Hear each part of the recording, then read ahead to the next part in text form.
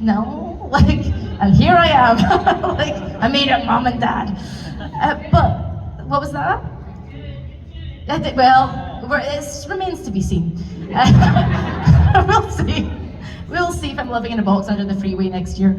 But I think it pays to follow your dreams. What would you say, all three of you, to those out there that are a little bit scared or have been told things like, you should maybe go and work in an office or do something normal?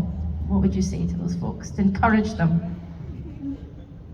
The first thing I'd say is it's incredible that we're all even here. You know what I mean? And get to experience life, whatever it is. And I mean, in the face of, I get really existential about it really quickly. Literally just ask these guys, like they've experienced that a lot from me. But I don't know, I think in the face of like just such overwhelming uncertainty and unanswered questions, not even just on like a societal level, but on like a cosmic level, why wouldn't you spend your life trying to seek out joy and what brings you love and what fills you with excitement, you know? And whether you follow a dream that leads to a juncture where then another decision takes place and you have a new avenue that you choose, you know, I mean, I think the most important thing is just to commit hard to a direction, see where it leads you, understand that there will be choices in the future, but just like following your own internal compass of joy, you know? I feel like we always talk about like follow your dreams, and I definitely was somebody, and still am, somebody where I'm not really sure what like my dream is, you know?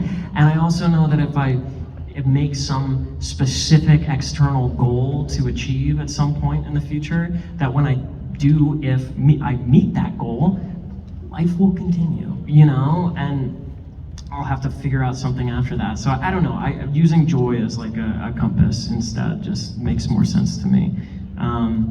I hope I didn't get too lost in the sauce with that. No, I could not agree more. I think that's perfectly stated. And if I can like just add on to that, like, yeah, like if you spend your life doing things that bring you joy, it's when you say like, I want to be a voice actor because I want to make this much money, or I want to be on Hazbin Hotel. Those kind of specific goals can actually drive you crazy.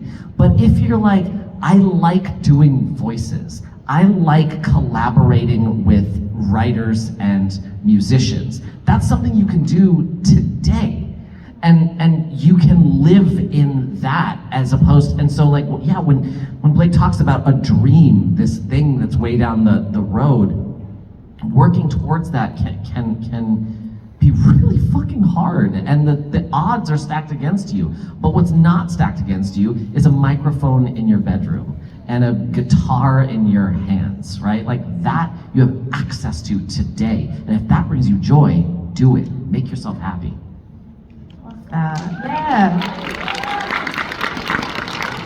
I'll add that, like, in addition to the joy, be realistic about what success means for you, because success can mean many things to different people. For me, I was always as a person who didn't come from a family that could support me financially, I had to just be a working actor. If I got jobs that paid me money, that allowed me to have an apartment in New York and keep auditioning, and like that for me was cool. I'm working, I'm doing the work. And so if my initial thing was like, I moved to New York and I have to be on Broadway, it might happen for you. Some people move to the city right away, they get the job, boom. Great. Most people, it doesn't happen. But if your focus is just like, I just want to be employed in the thing that I want, that I'm passionate about, that will allow you to not feel like everything is a failure. I think you can sort of see that all these little things are successes toward a bigger goal. And being a part of a thing like, you never know where a relationship will lead you. A job, I'm a part of Hazbin Hotel because I worked with my friend Andrew Butler, who's a composer on stuff off Broadway, who then got hired to write music for Hell of a Boss, who then brought me onto this, and then I met them. You never know. I didn't know that, like, oh, and if I'm friends with Andrew and I work with him, he's gonna get me on Hell of a Boss, and then I'm gonna get him. No, I was like, he's a great person, he's a wonderful writer, we can collaborate with each other, cool, and if that leads to something else, great, but if, at least that's just a genuine, real relationship, and that's really what this business is about creating good, real, and genuine relationships, and if something great comes out of it, awesome. If not, at least we're friends. You know? Love that.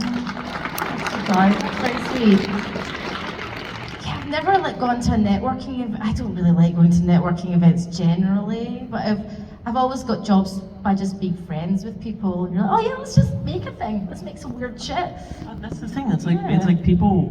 You're at your best creative level when you're working with people that you feel like you can be vulnerable with, and who better to be vulnerable with than your friends, you know? So it makes sense that when people are like, well, the entertainment industry is just all connections. I mean, yeah, you know? But the best advice I ever got about networking was, networking is not about hunting, it is about sowing seeds.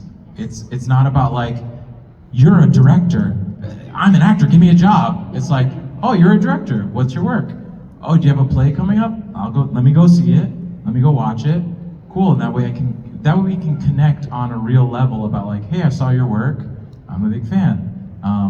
Because also, that director might be a bad director who you don't want to work with. And that might be someone that like, actually, I don't think our morals and our tastes align. So that's someone I should actually stay away from. So like, it's not just about like, and I think people can see through that too. It's really easy to be like, why do you like you're talking to me just like, I can tell that you literally have no idea who I am, and you actually have no sense of what my work is. And so how are we relating? Because then I can tell that it's not based on like a genuine admiration. It's just like, oh, I want to get something from you. Nobody likes small talk. Like, does anyone here enjoy small talk? Yes, of course. So, what do you do? Yeah, they're back. Sorry, but it's the worst. All right, we got to get on to this last fan question. Oh my God, like I'm reading this really weird. It's rec to media. I almost read that wrong. It's rec to media. Something, I was going to say erect, but hey. Look, it's late, you guys. Rec to media says, do you guys hope to do a theatrical movie? Big old question. Yes! Yes. Thank you. I think it's so funny. People are like, do you want to do your job, I remember like, I had a friend from college, her brother came to see me in a play off Broadway in New York, and then we all got drinks after. He's like, yo, so like, you just like doing theater? Like, you don't want to do television? Yes, I want to do television! You think I'm choosing? I'm like, actually, I'd rather not do television. I'm like, oh, bitch, I'm auditioning for it. You got a job? Give it for me. Give it to me, yes, please. I would love to do a musical movie. Absolutely, yes. My dad said, this is real dad chat. Because I've worked for BBC and things before, but like in junkets or whatever, and like whoa, name drop. Sorry, it's not a big deal in the UK. But wait, did you ever watch W1A? No. Oh, it's so good. It's about BBC, like people working at the BBC. Okay. Anyways, sorry guys. Sorry. Remind me of that later. My dad said to me, "Don't you want to work more with the BBC?" I'm like, yes. And then he said, well, just go and hand in your resume. Just go to you're here, go and hand in your resume. I was like, yeah, that's how it works, Dad. You just go to the front desk and go, I would like a job. Like, thank you very much. It's like, of course, like, it's not that easy. But what about you guys? If you want, we're going to be in a theatrical movie. Is there a director or actors you'd specifically kind of want to work with? I will say I was in Tick Tick Boom on Netflix. Watch it, directed by Lin-Manuel Miranda.